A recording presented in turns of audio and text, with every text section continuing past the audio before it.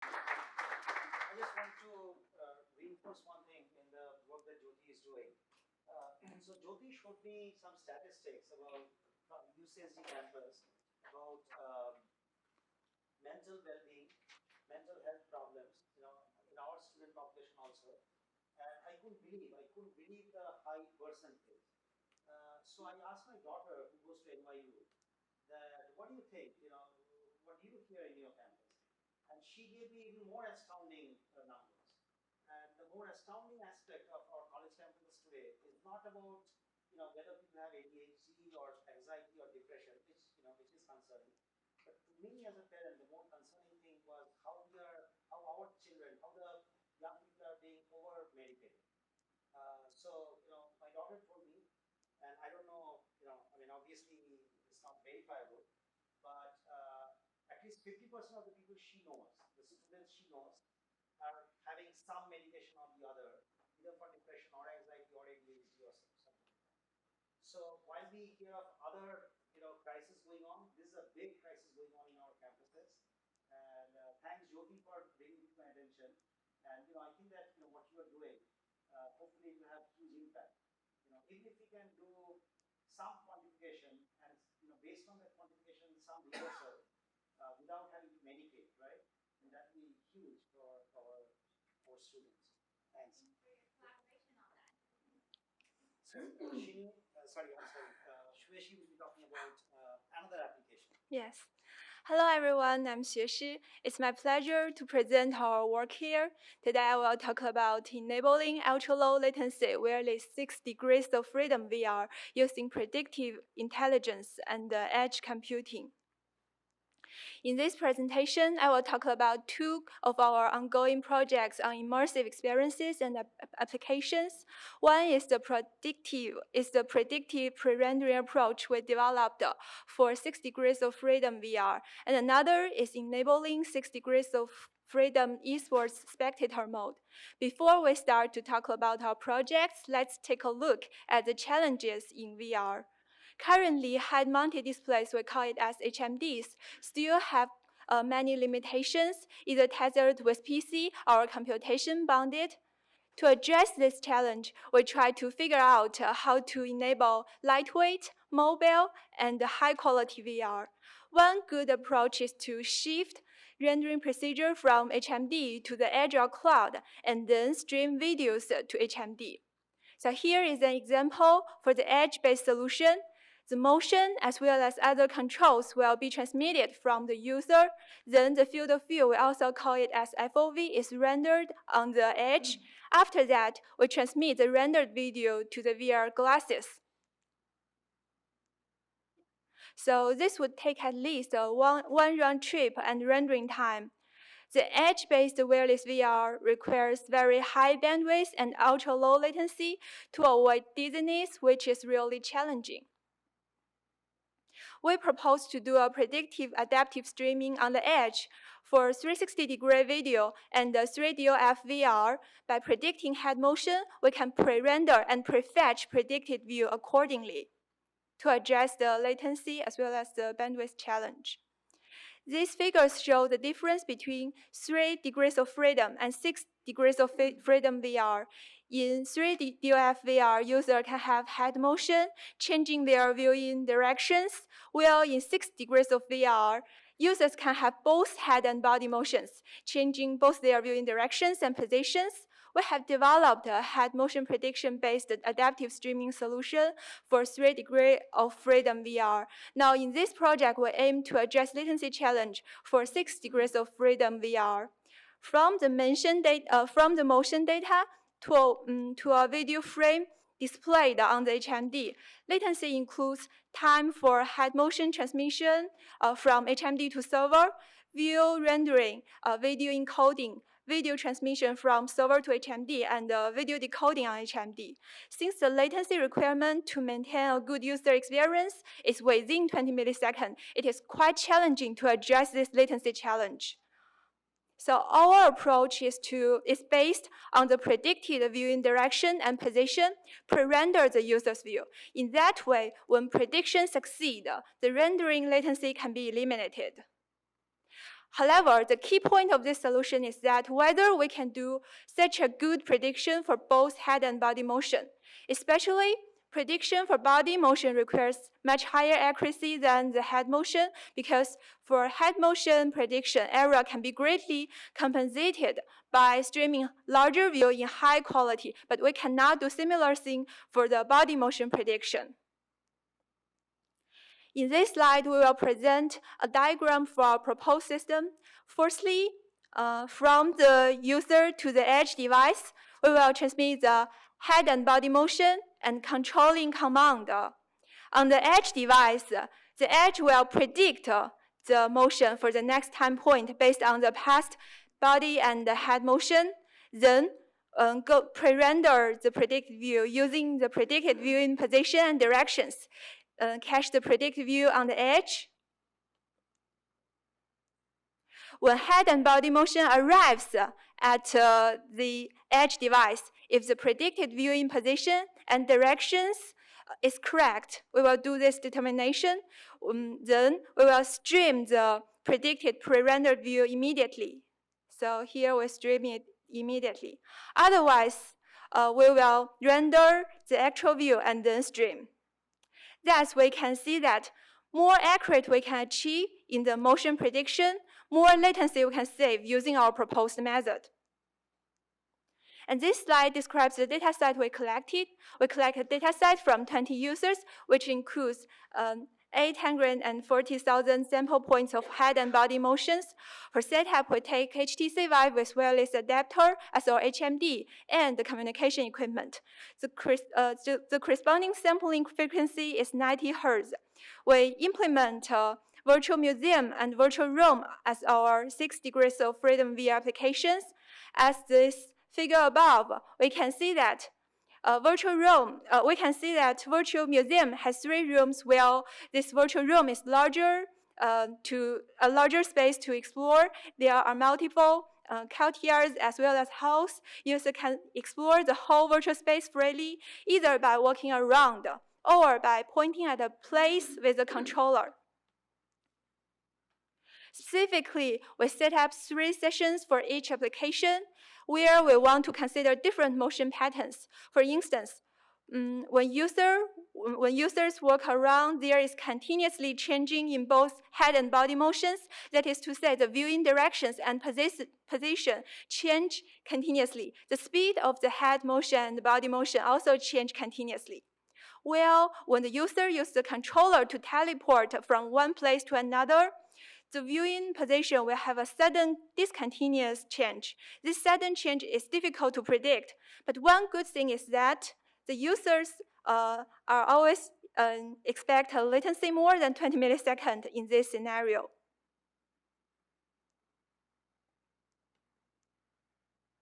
We will introduce our deep learning models in the slides. Since our goal is to predict head and body motion for next point, we use LSTM and MLP models. For input, we use the motion features from past 60 time points. For output, it is the value of predicted speed for the next time point. The figure below shows the structure of our predictive models. In LSTM model, the motion features will go through the 60 LSTM units as the encoder, 60 LSTM units as the decoder, and finally a fully connected layer to obtain the predicted speed. In MLP model, the motion features will go through the 60 interconnected nodes as fully connected layer, one interconnected node as second fully connected layer to obtain the predicted speed. To our best knowledge, we are the first to try to figure out this problem in 6 degrees of freedom VR using these models. The table on the right shows the collected dataset statistic for each sessions of these 2 virtual applications, where the number of training samples and testing samples are listed respectively. Here are some preliminary results for 6 degrees of freedom prediction for head and body motion. We use the RMSE and MEE as the metrics to evaluate model performance, and we implement 2 models as baseline compared with our model. One One is linear acceleration model. It is a linear regression model with assumption of linear acceleration. It is a quite normal method in classical mechanics. Another is equal acceleration model. It is our modified version of linear acceleration model with assumption that acceleration is approximately equal during a small interval. And these two models are both inspired by the classical mechanics and are based on the observation of continuously varying motion speed. These two tables show the motion prediction error and the head motion prediction error for session 3 in virtual museum. We can see that. So I used a bound test to mark the smallest area here. And we can see that for body motion prediction, LSTM performs best with the smallest RMSE, while for head motion prediction, MLP performs better. We can also observe that since we can achieve a high precision in motion prediction, and the better we can predict the motion, the better we can save the latency. So in the following research work, we will further validate this latency benefit using more experimental results. And this slide shows the results for the effect of on the user experience to evaluate the adverse effect on user experience caused by the prediction error between actual view and predicted view. We define a matrix called percentage of mismatched pixel, which is the number of pixels which have difference in the grayscale intensity divided by the number of pixels per frame. So in this figure, we present an example for this metric. The figures A and B show actual user view and predicted user view respectively. And this figure C shows the difference between two intensity image. We calculate this metric for 300 randomly selected samples in every session, and the right diagram shows the average percentage of mismatched pixels caused by the predicted body motion error. We can see that with our LSTM model, less adverse effect on user experience caused by the body motion prediction error, denote with this yellow bars.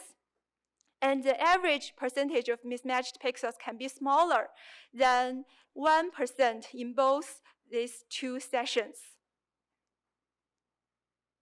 We present future challenges of our predictive pre-rendering and fetching approach. On one hand, we will develop and implement adaptive streaming solution based on head and body motion prediction for 6 degrees of freedom VR. On the other hand, more validation, including the subjective test, should be done from the perspective of latency, accuracy, as well as user experience.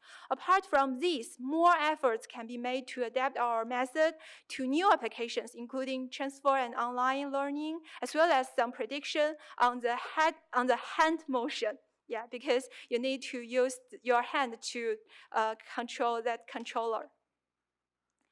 And now let's take a look at our ongoing project collaborated with Samsung. We'll briefly introduce this project and describe some results we have obtained, as well as some tasks we plan to do. Esports is a billion-dollar industry with explosive growth. Every year, thousands and even millions of audiences watch the esports online, keeping track of their favorite professional gamers. But currently, watching esports games online is still in a conventional way. Same view is selected and broadcast to all spectators, and there is no personalization and interactions between the spectator and the game. So personalized spectator view attracts more and more interest in industry, where the spectator can control their own viewing position and direction to enjoy the game with greater freedom, bringing more immersive and interactive feeling. We also call it as 6 degrees of freedom esports spectator mode.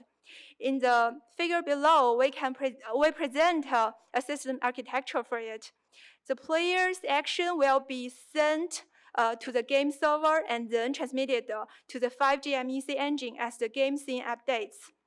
The spectator mode game client is on this MEC engine, and it will render the corresponding spectator view accordingly.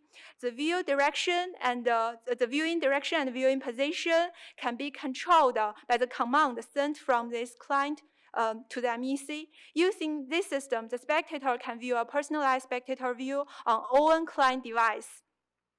Apart from personalization, since we can render this view in very high quality with the support of MEC, the spectator can enjoy a cinematic experience in this esports game. So here are 3 phases for developing this 6 degrees of freedom spectator mode VR. Spectator mode. Firstly, to achieve the personalized view using the proposed system architecture, we have developed the corresponding application and prototype. And next step is to achieve both the personalization and autopilot, which means that apart from manually control the viewing direction and position, the AI agent on the MEC can learn and autopilot the viewing procedure of the spectator. We will describe it more in the following slides. These 2 figures show esports spectator mode in 2 different game scenes. For example, in figure A, we show the first-person view for this player B and the first-person view of the player A and player C, and also show the spectator view in the top right corner. In this spectator view, the spectator is viewing a bird's view for all 3 players and also change all viewing directions or positions freely to have a closer view to any players. And similarly, in this figure B, the spectator is watching 2 players fighting with each other. The free burst view is a great beneficial to keep track of the whole game, especially for such a multiplayer game and such large game space area. As mentioned in previous slide, we have developed 6 degrees of freedom esports spectator mode for 2 multiplayer game sessions, and now we plan to address following challenges. First challenge still comes from the edge solution. Like we discussed in previous slides, we can use the predictive pre-rendering approach to address the latency challenge, and we can also consider content-aware adaptive streaming to reduce the ultra-high bandwidth consumption. Another important challenge is to enable personalized and autopilot 6 degrees of freedom esports spectator mode with an AI agent on MEC. Task 1 is still a prediction problem. Instead of predicting the exact viewing position or directions, it aims to predict the spectator's viewing intent. That is to say, to recommend the preferred players to the spectators based on the spectator's viewing position and directions, as well as the spectator's preference for the players or gaming area or the viewing height learned from the historical data. And it can also based on the player's current gaming actions. And task 2 is going further to generate the viewing, or we call it as shoot path, to capture the ongoing actions and preferred players to create a cinematic experience. So that's the tasks we plan to do. Yeah, that's all. Thank you. If you have any questions, welcome to contact my advisor, Professor Xueshi Hou. Thank you.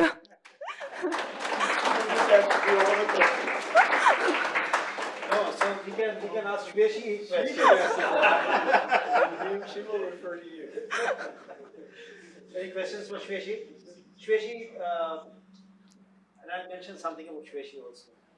Any questions? Yes.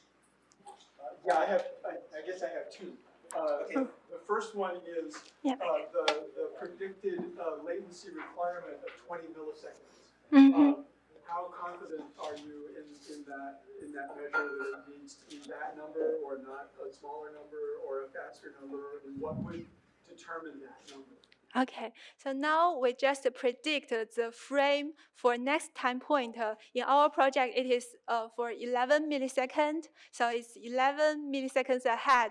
If we can do all the prediction within this time, that means we can do all the pre-rendering things. And here, in this slide, we try to show some results for our motion prediction.